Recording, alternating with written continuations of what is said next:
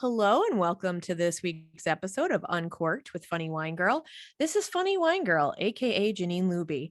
And I know you've heard me talk about my periomenopause before, so now I'm going to have to get into this because before I came home, and I don't even know what the hell this is. Maybe it's not even periomenopause.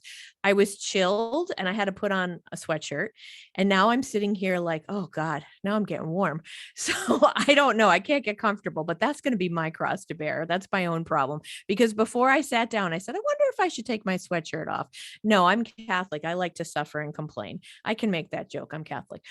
Anyway, so this week I'm excited because we're kind of having, I don't want to say continuation, but it's tied really nicely to the conversation I had last week on last week's episode, Gab Benesso. And yes, you've heard from Gab many times on this podcast. We've become friendly over the past year and a half, and I just love having her on. We have great, easy flowing conversation. She is a very interesting individual who's entertaining, and she's an advocate for mental health, but she is also doing shows for kids in schools, trying to just help kids feel accepted and heard, and entertainment, stand-up comedy, all that good stuff. So we had a conversation last week about how Gab visited Scranton, Northeast Pennsylvania, as part of this project I worked with NAMI on. And thanks to a small grant from the Humor Therapy Fund, NAMI Northeast Region PA was able to bring Gab to Northeastern Pennsylvania, where she spoke in Scranton to the Scranton Counseling Center staff and clients, and then to the Cooperage she went in Honesdale. Great audience there, a community event open to the public, free. And she shared her story of living with bipolar and how she uses humor and how that helps her in her everyday life. And then she performed at a comedy show. So you heard about that last week. Well, this week, I'm bringing a guest to you who is someone I met at the Cooperage in Honesdale that night, I believe it was the 4th. And she came out to see Gab, but she was familiar with Gab before because she has been a volunteer with NAMI. And so she was aware of Gab, but she was in the audience and really connected with Gab. And I just want to hear her story and have her share a little bit about what she's been doing with NAMI and what she's been doing with her life. So I would like to welcome Kelly Moran. Hi, Kelly. Hi, how are you? Janine, I just want to give a shout out and tell you I totally feel you with the perimenopause thing. You understand what I'm going through. I hear you. Yes, I've been good. Yes, I hear you. I'm going through it too. So I have to tell you though, it's funny because I'm sitting here warm now, and a lot of my friends going through it have the hot flashes. And I haven't really had those, thank God, because I don't need those. But for me, it's more the hormones. Like my moods over the past couple of years, I'm honestly lucky I'm not in jail yet because my anger sometimes goes through the roof, but then sadness too. And I mean, that could be other things too, but as a woman, sometimes you wonder what's going on, what's causing it. And there are times I just feel like completely low and I don't know where the hell it comes out of. And I'm like, well, that's fun. So yeah, so the joys of this time of our lives, right? Do. Do you have any All too secrets? How do well. you get through it? I don't have any secret tips to help Damn it. you out. Damn it. So Kelly, tell us a little bit. I know you volunteer for NAMI. I know you were there that night, and that's how I got to meet you. And you were such a wonderful audience participant. But tell us just a little bit about yourself, where you're from, some things you'd like to share. Okay, so I'm basically from Scranton area. I went away to college in Boston, Emerson College. And it was great. I because I have bipolar disorder, well, after college I was working in LA, and I had my first major episode in LA, and I moved back home. And I was 24 then, 51 now. So I'm constantly putting back the piece. I'm constantly dealing with bipolar disorder, and it's like a Jenga puzzle in a way, which I think most people's lives are. So, Can I ask you before, and I don't want to interrupt you, but what were you doing in LA? That's a pretty big move. Like that's a big, change. okay, so my college, Emerson College, like we're really well known for entertainment. Some of our alumni include the oldies like Norman Lear and the new guys, the Daniels, who won the Oscars for Everything Everywhere All at Once this year. very prestigious. So a lot of my friends and I were just like, hey, we graduated, let's pick up and move to LA. And there's a lot of Emerson alumni out there, a lot of my friends out there working, and we have our little Emerson mafia. So that was Love to it. get a job in the entertainment business. My goal was to be a producer of television. My first year I was basically temping, but I was temping for like Universal Studios one day, Disney the next, the Writers Guild. And somehow, somewhere in the middle of all that, I had a manic episode, a very bad, lasted for 3 weeks. Nobody knew what was going on with me, and ended up having to come home to get my diagnosis and my help, and reconnect with my family. And this has been my support system in my area since. Yeah. So When you got home, obviously you were like, okay, I have to figure this out. Has it been, and I know that, you connected well with Gab and you heard her story, but I know one thing Gab has she shared is that it's not been easy, like getting answers and getting the right therapist or the right, medicine and how it affects your body and everything. How has that been for you? What has your journey been like with that? okay, so fortunately, initially, a friend of mine recommended a wonderful therapist and a wonderful psychiatrist in the area. And they just sat me down and they said, you have bipolar disorder. And when they listed out all the symptoms, I was like, hey, you're right. And so I had their support for years. My therapist is still out there working. She's great. My insurance doesn't pay for her now, so I don't see her, but I outlasted her two husbands, so I was with her for 20 years. So yeah, and then my old psychiatrist passed away, and I got a new psychiatrist in the group, and right now I just am in touch with my psychiatrist. But it does it still gets hard to get questions, like, this medication isn't working, what do I do, how do I shuffle it up, like, even getting side effects from like antibiotics or something, you're like, oh my god, did that set me off at this age? It's like, oh my god, did my hormones trigger trigger this like extreme reaction, so it's still like you're always questioning, you're always on guard, so Yeah. Yeah. And I can imagine you brought up something that I'm sure not just with bipolar, but a lot of people have to deal with depending on different illnesses, your insurance covering things. That is, I know for myself, even that's a big deal. Like you said, your insurance doesn't currently cover her. I've had to switch, even like a gynecologist that I respect in the area, like, oh, no, sorry, she doesn't take your insurance. That's a real a downside to, I think, our health insurance and the way that healthcare is set up in this country, because you might love your doctor, you finally connect, and all of a sudden it's like, well, if you have that insurance, sorry, it's not going to work. And that's another challenge people have to deal with. And that's not a small challenge. right, I mean, that was a huge challenge. And then, when I was 43, I went on disability because I have bipolar disorder, and they said, oh, well, you have Medicare doesn't pay for therapy because that's not medicine. Hmm. It's like, well, wait a minute, like, I was seeing this wonderful person for 20 years, like, she was shuffling through, let me do therapy on layaway, and now it's like, oh, I have no backup plan whatsoever.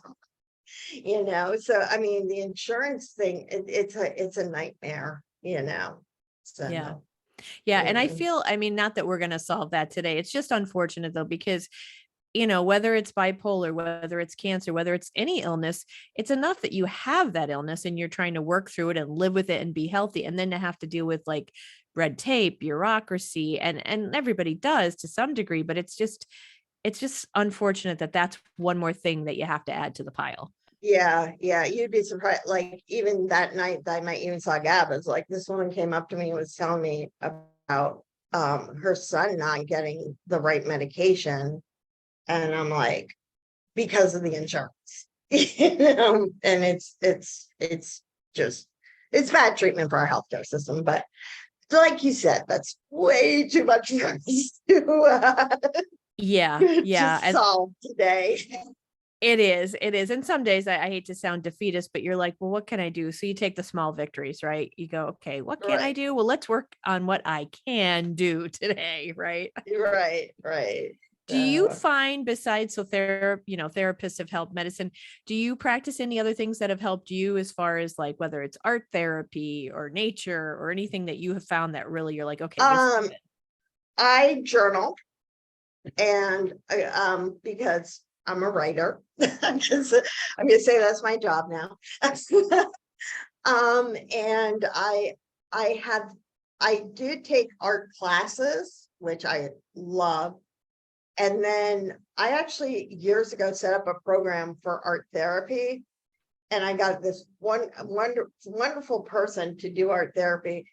And everybody else enjoyed it. And I'm like, this isn't for me. Because I had that classical technical training that I couldn't just go, go rogue. um, you know, uh, like I'm not big on exercise, but a little bit, here and there, dancing, that's kind of, you know, Yeah, that's um, fun. So you mentioned, and I know this is going to go off a little topic for a second here. You mentioned writing, that you're a writer, only because I'm seeing this all over. Like I'm following this pretty closely on Instagram. What are any thoughts on like the strike right now in Hollywood, the writers' strike? you know, uh, from what I understand, they basically made the true writers, like almost like take side gigs because of streaming, so they're not getting paid fairly. And I think anytime the Writers Guild gets involved, it's serious. People have to look up and be like, we're not paying our writers enough. And you might think like, oh well, writers they just sit around in their pajamas. So it's like, no, you have deadlines, you have to come to me. Like it is a job worthy of like people around here who used to complain about the coal mines. Yeah, well, yeah, But but like, so you're saying it's funny because people joke about it, but like I'm watching, I guess because I'm so enthralled in it now, I'm watching it every day on like what they're doing in like New York and all the actors who are now coming out to support the writers. And it was Mark Ruffalo I saw the other day, and Colin Farrell, he's the Irish actor, right? yeah, He said yeah, a lovely video about how it's he's made his living off the backs of writers. He said their ideas, their beautiful words that he's been able to speak for all these years. So it's they're creating it, but they're the ones behind the scenes that don't have the pretty faces that we see. So that's what people probably don't realize or don't consider they need to be paid, right. valued for what they're doing. That's true. And I've always admired writers more than actors and actresses. It's a different type of talent, you Yeah. know. Yeah, and it Yeah. takes all of them to work together. And I didn't mean to it was just funny. I was when you said writer, I was thinking that. And then the other thing that's been on my mind is AI, this whole idea that AI can do your writing for you. And that sends me into next week when I see that stuff. I, I don't know. They're telling you that AI can do everything for you. Yet, if you look at like facial recognition software, they can't recognize you. So it's like, can they really do everything? Yeah. Yeah, Yeah, that's I question can, that. can Alexa do everything for me? That scares me. I was talking about it with someone today and I said, are those sci-fi movies gonna like actually happen where like a robot's gonna be beating people to death or something? I'm a Probably. skeptic. Well, I took us off track, so I apologize there. But I want to ask you about your work with NAMI because you have been involved. And I hate to just assume people know things, but NAMI is the National Alliance on Mental Illness, and the Northeast Region PA is the group that I had worked with recently, and that's who we brought Gab in, and Scranton area, Wayne County, Honesdale, all that stuff. So that's what NAMI is, but NAMI is all over the country. So if you're looking for a chapter near you, check out NAMI. It's a national organization, and they offer peer-to-peer support groups and help for families, and they do great fundraisers and all kinds of they advocate for mental health rights and trying to remove stigma that surrounds mental health. So you volunteered for a long time. Do you want to tell us a little bit about your work there and how that helps? Okay, so I started when I was in graduate school, and there was only the NAMI Scranton chapter, and even the national didn't have all the programs that they offer now. And I put together like I was working for a local television station, and I had access to put together a public relations campaign because that worked great for my thesis and it worked great for my experience. So I started then, and I've gone on, I've helped at different events and stuff. It's like as soon as it got bigger, I kind of fell away because they had more people to do stuff, and I have other interests too. Like I threw my hand in at acting, I threw my hand in at politics. I had full-time jobs to deal with too. Most recently, and even most recently is pre-COVID, I did the In Your Own Voice program where they teach you how to tell your story in about 10 minutes, and you go out into the community and give your speech, and then people can ask you questions. And I did the CIT training, the crisis intervention training, for the police and emergency responders to come in and if you have to call on your family member, somebody, and say this person has mental illness, they will come in and treat you like a person, and instead of throwing someone in jail, they will get you to the help that you need. So I did the role play there and stuff for a couple of years, and I think that was probably like the most successful program that I did at the time. It's hard to talk about. I know how many people we helped and how many tough policemen and stuff would be like, oh, you're really tough. And, they'd be like, we got so much out of this. And it's like, it's so hard to rectify that with like what you see on the news with police brutality and racism and all that. It's hard to juxtapose like, wait, I did a good thing. So, but yeah. And then I kind of dropped back during COVID and came out last week or 2 weeks ago, getting back into it. And I'm facilitating there's a couple, I'm helping to facilitate a support group for peer-to-peer. So it's not your NAMI is based on family, but instead of your family, it's just, hey, I'm the person with mental illness. I want to talk about myself and my problems. So I'm getting back into Good, that. good. And Yeah. so why do you think, I know years ago, I got to participate 1 year with that crisis training with the cops, which I think is so valuable. And you mentioned we've seen it in the news too, where sometimes someone who, maybe they're having a bad day or something to do with their medicine, whatever, and the cops get called and they don't understand what's going on with the person. Next thing you know, the person's down on the ground.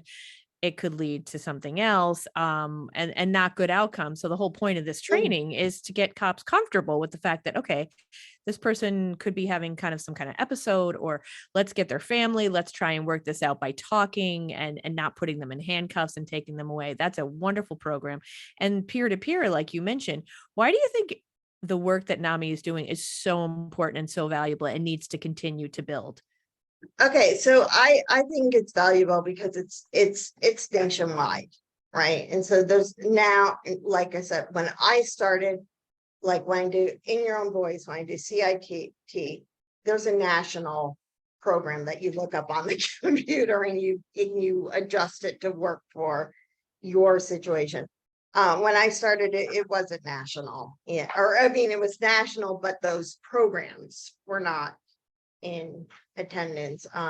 The classes they offer now, family to family, which I've spoken at, you'd be surprised how many families come out going like, oh my God, now I understand my daughter, and like I think it's so, the education is so important because let's face it, everybody knows somebody with mental illness, whether or not they want to admit it, so so I mean, I just think it's really important. I'm glad to see how much it's grown over in this area, how much, it's grown. So And that's something I know when Gab was here, she was impressed. She said, this is wonderful. Like the turnout, the people who came out to attend at the Cooperage and even at Scranton Counseling Center, like that was really, she's, people who are like connecting and really asking her questions and relating, the staff, the clients. She was really impressed. She said, this is great that you have it here. So, it's unfortunate to think, I'm sure there are maybe parts of the country where they're not as strong or their programming just isn't at this mm, level or whatever. So we're fortunate to have it and hopefully to continue to have it and even grow it more. yeah, So the one event we mentioned that you were at was with Gab, Gab Banesso, and I mentioned her. She's been on the show many times, but she's in Pittsburgh. She lives in Pittsburgh. She has bipolar disorder. She talks about it openly and freely in her stand-up comedy, in her presentations. She does a lot with Pride Disability in Pennsylvania. She's going to be in Philadelphia, Williamsport, June and July, and she does children's work with children.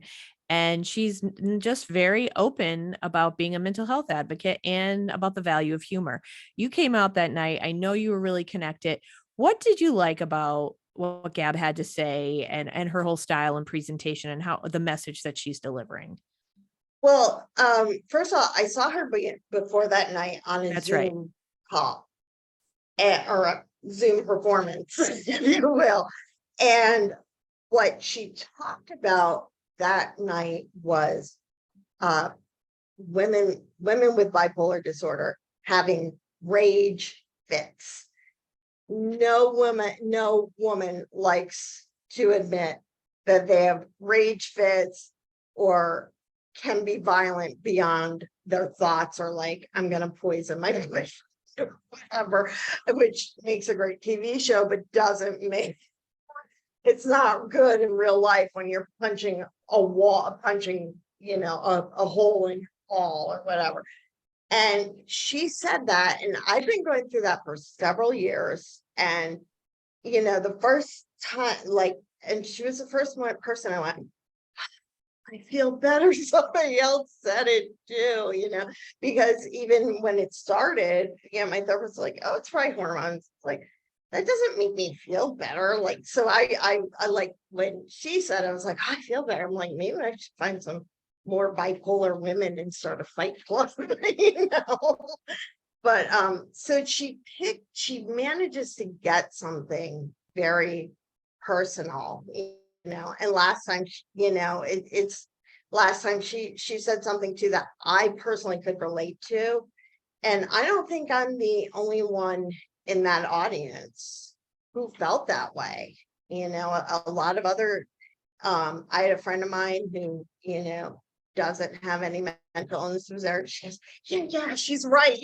So the storytelling is perfect, and it just it's so relatable to what we all experience, not just people with bipolar disorder, but people, humans. I was going to And say humans, right? Yeah.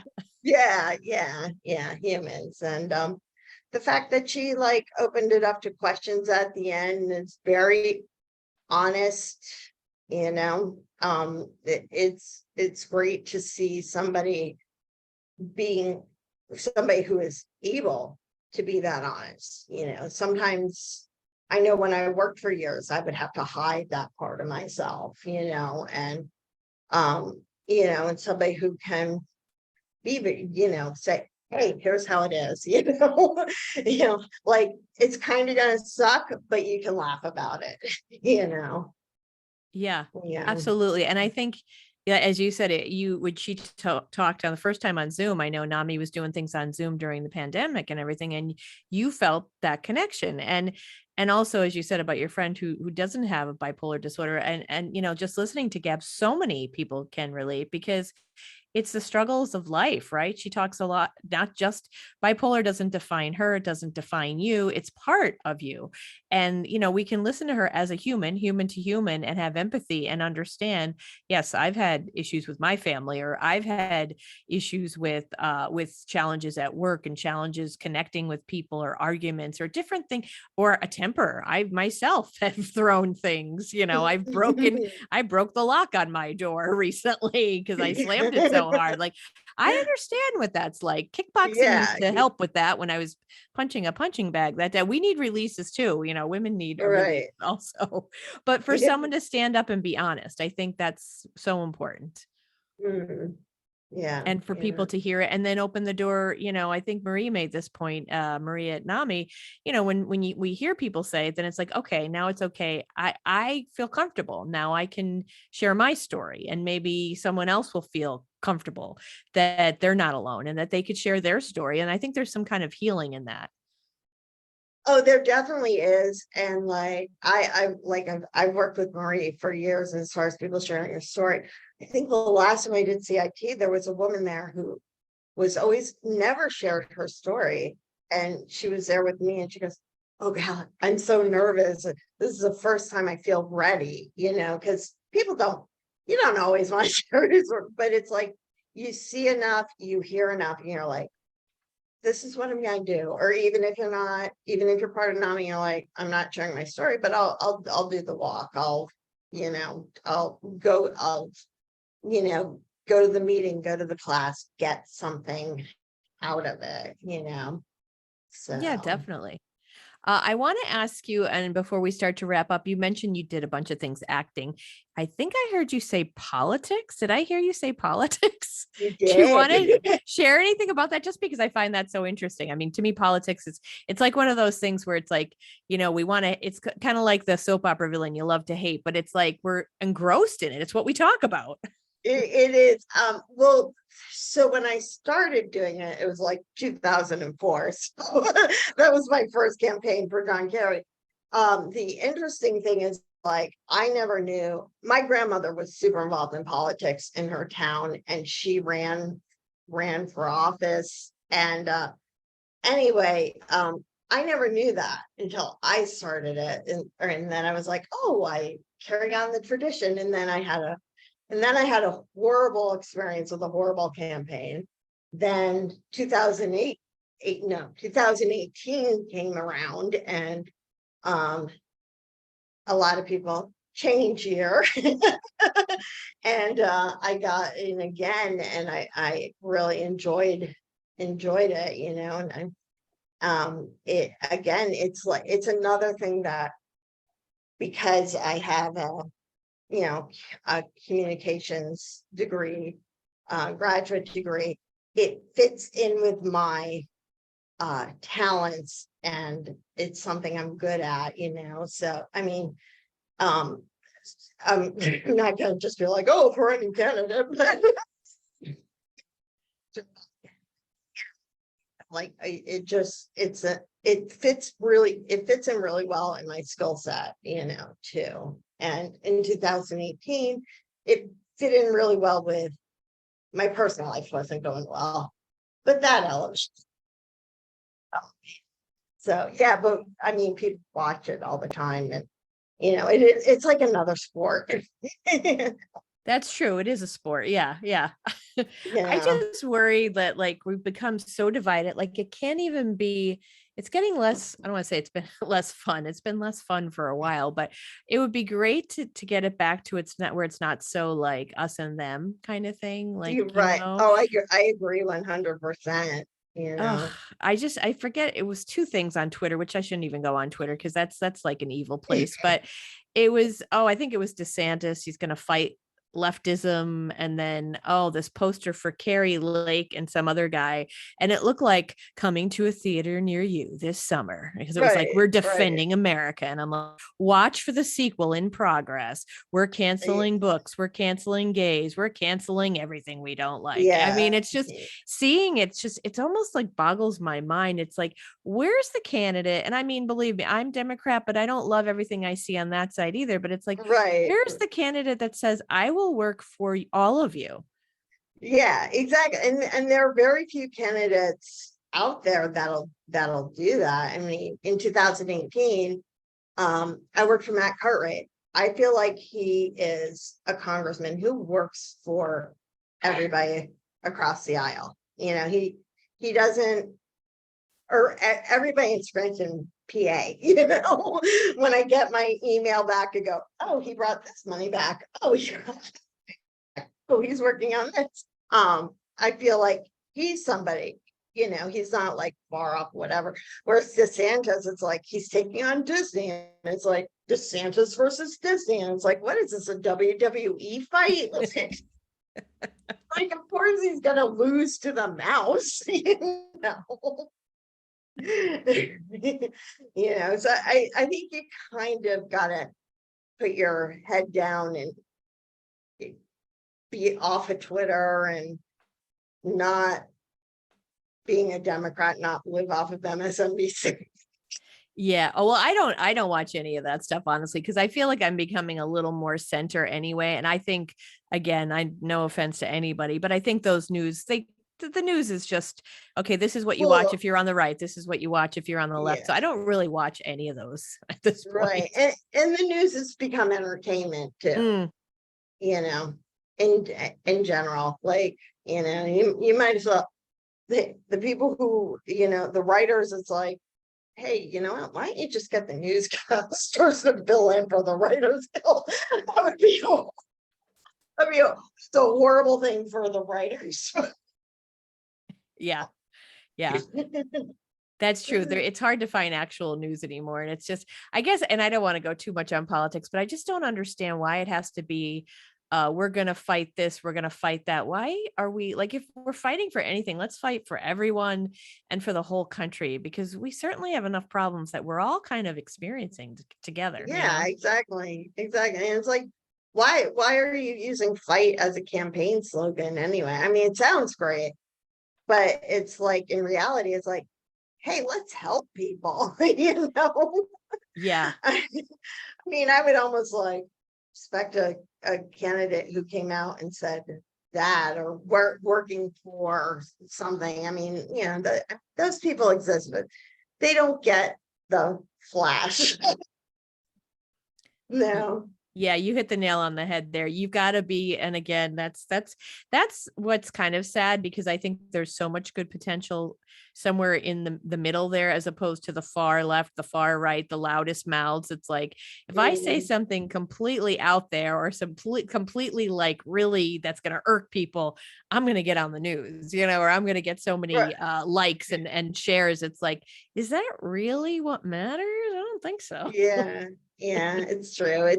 It's kind of, I mean, it could be ugly, but politics can be ugly. It always has been, but I feel like the the door's been kicked wide open. We can see it. We can see how the sausage gets made for the Hamilton fans out there. We're all in the room where it happened. Yeah. But yeah, I mean, but you got to look at like good things come out of it too. It's harder to see now, but so Yeah, you're right. But we we have to keep that positivity and hope. That we absolutely have to keep that. Is there yeah. anything that we didn't talk about? Anything coming up for NAMI that you'd want to plug, or yourself, or anything that we just didn't talk about that you hope that we would? I just want to talk about my writing more because that like I've always considered myself a writer. I didn't really get involved or really get productive with writing until COVID, when I was taking a class where I had to have something in every week. Now, I don't know if anything is going to get published, but it really helps my mental health. It gets my creative juices going. It's great. Um, and I'm just really proud of the work I've done. I mean, I had a letter to the editor out like 2 weeks ago, no mental health awareness, but I'm just really proud that I am, focused on it. Yeah. So, What's your favorite now? Do you just sit down and go, okay, whatever comes to me, and just kind of free form, or do you like to write certain kinds of things, like certain genres? I'm more of a free form kind of person. Like, either this happened in my life, this is an idea I've had, or they list like writing prompts where it's like write a story with these 3 words, and it's like just take 10 minutes and do that. Write about your personal life, even if you rip up the paper later on. I'm not really like, I don't have a genre. I have a couple of stories that I want to finish, but yeah, I just kind of write what happens. So no, fiction, definitely fiction. I have to make that clear. Fiction and opinion essays. But no real like I mean, it's like, yeah, I'll try writing mystery, I'll try writing science fiction, but no, it's mostly like fiction and based on real life and whatever. That's my enjoyment. So And you said you do find it therapeutic, and so mm, that's helpful. yeah, it is because all of us are walking around with like a certain voice of like garbage, or garbage, or just some of them might actually be good ideas in our head all the time. And it's like just writing it out on paper, it's like, okay, it's not in my head anymore. I'm not ruminating on it. So it's just, that, I mean, that's the journaling part of it. And then sometimes you take that journal into an idea for something else, something fictional and polished, Yeah. Yeah. So And do you like to do like actual like pen to paper, or do you like to do both? Do you get on the keyboard and start typing? pen to paper first, and then I write on my phone a lot, because if I'm sitting at a doctor's appointment and you're going to be in the waiting room for a while, it's like, you have, the beginnings of, or at least your thought bubble of, so I mean, like the new thing is the phone, but I'm pen to paper, revise it, get it on the line, do the whole process. Yeah. Yeah, that's great. So, I do that with joke ideas, like for my stand up, especially if I'm out running or out for a walk and something hits me. And then I do keep a lot in my phone in notes, and then like, kind of explore it later or expand on it later. But hey, we've got those phones with us all the time, right? We might as well record on them Exactly. some ideas. Exactly. So what's your process like for coming up with your stand-up comedy? Because I've never seen you do stand-up. So I a lot of times I will have ideas pop into my head when I'm running, because well, I say I don't, it's funny, I'll say, oh, I like running. It's not that I like the process, because it kind of sucks, right? It like it hurt, I'm usually like, oh, complaining. It's what comes out of it. So when I'm finished, I love it, because you mentioned ruminating. I'm someone who does that, where it could be a conversation I had, it could be a conversation I didn't have, but I'm inferring or I'm assuming or whatever. So I do that a lot too. But with only certain activities in life, like laughter yoga, stand-up comedy, like when I used to teach in college or whatever, when I'm presenting or doing something, I'm in that moment. So I can't allow for ruminating. There's no room for that. So with running, I like it because it's also like that. It's meditative, and it's almost like, I don't want to say that I'm not in control, because I don't want to make it sound like it's scary. It's not scary at all. It's just things go through my head in waves, come and go, which is great. So I might get an idea for a joke when I'm running. I might get one, if I'm in the shower or driving, because it definitely gets my creative juices flowing. So for me, a lot of my comedy is my own life. I do jokes about, perimenopause. Like I'll say, I look in the mirror and I don't see myself anymore. I see the face of Tom Hanks staring back at me. And I Right. I hear the angry voices of my perimenopausal hormones saying, "We're the captain now, bitch." I mean, so I do stuff about like my life, where I'm at. I really have to work more on things that drive me, angry and berserk, like the squirrels on my bird feeder. I've just slowly started writing stuff about that. So it's a lot about where I'm at in life. And I'm Yeah. just starting to, I shouldn't say I'm just starting to, but I want to even dig deeper in that, because, like you mentioned before with Gab and her honesty, one thing that I do want to make sure that I do, because I think it's important, it's important for everyone, but especially women. And as we're aging, I want to talk about when I'm up there. I'm 51. This is what I'm going through. My hormones are having me berserk, angry, moods up and down. I want people to know that, so that if they're experiencing it, they don't feel like an oddball, or that they can't talk about it. No, you can absolutely talk about it. So I think it's important that we're honest. And I want to try to do even more of that and go deeper in my stand up. Mm. Yeah, I mean, that's really important because women like 40 up, it's like, oh, we're invisible. So we have to at least recognize each other, Yes. Amen.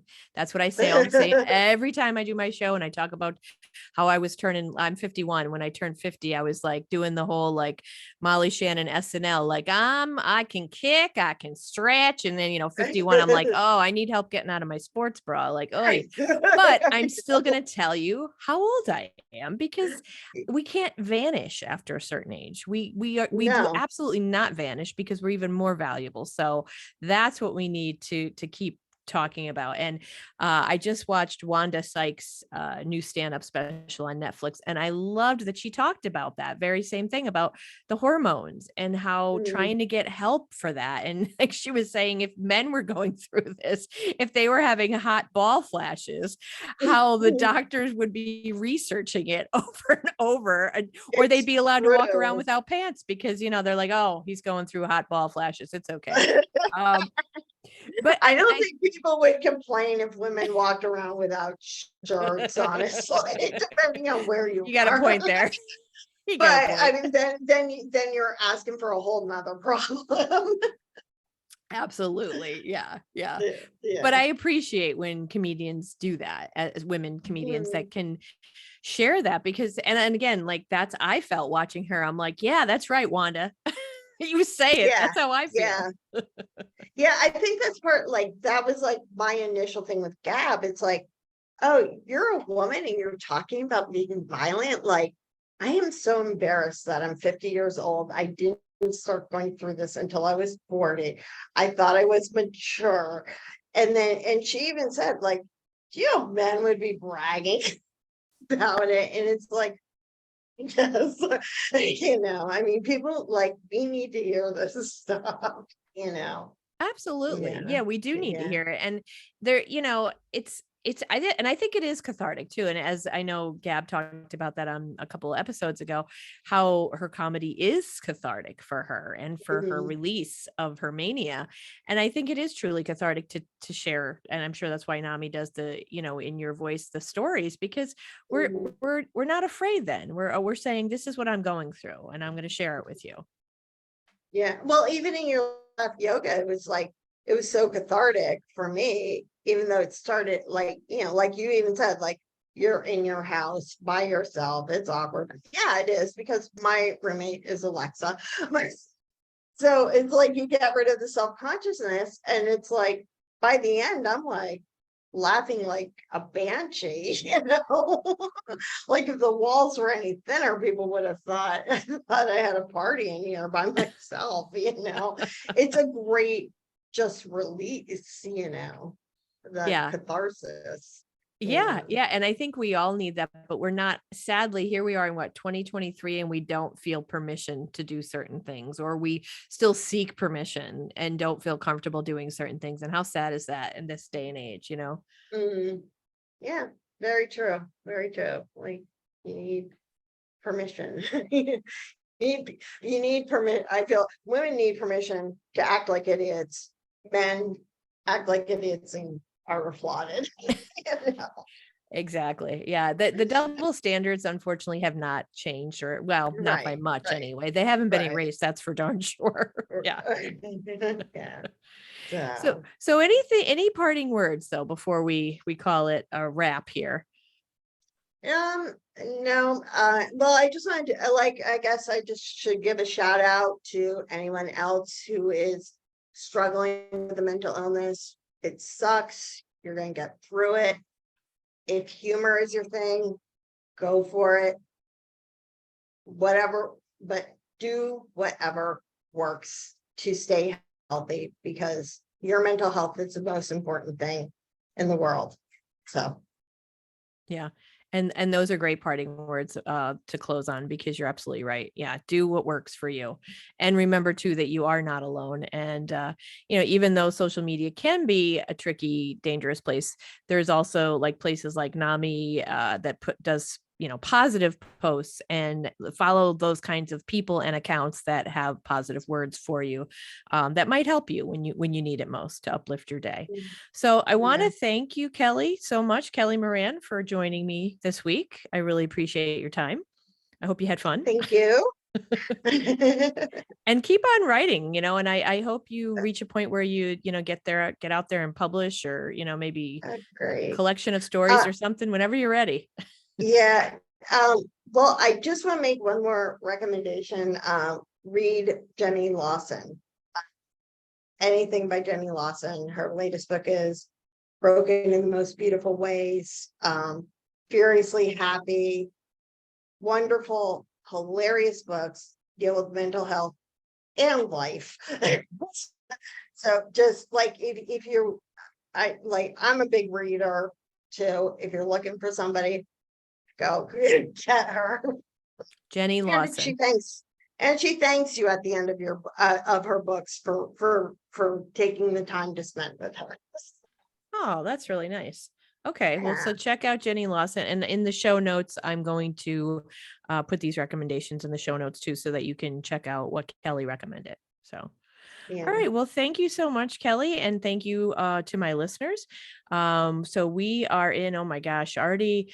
These episodes are already. This is airing in June already, so I've got some great upcoming guests lined up, and I'll probably take a little bit of a summer break in July, so I can, of course, I'll still keep recording, but maybe just take a little break for myself, so that I can get all things ready for August and the fall, and all, just keep bringing you fabulous guests that I hope inform you, inspire you, and entertain you. And check out the show notes, where I have a link to my Buy Me a Coffee account. If you have $5 and you want to support this podcast or more, like I said, who am I to tell you what to spend? Spend 100 if you want. Spend 1,000. Leave me, money in your will, whatever it is that you want to do. Support the podcast, but remember that if monetary donations are not your thing or you can't do that right now, I also am truly grateful and appreciative if you share the podcast, write a review if you listen to it. Any of those things, share it, tell somebody that you know listens to podcasts, hey, check this out. Or tell a stranger when you're waiting in line somewhere, or wherever you're at. People need something to listen to when they're driving, when they're out for a walk or something. So just share Uncorked with Funny Wine Girl, and I am absolutely grateful for that. So as I always say, I appreciate you from the bottom of my heart and the bottom of my wine glass.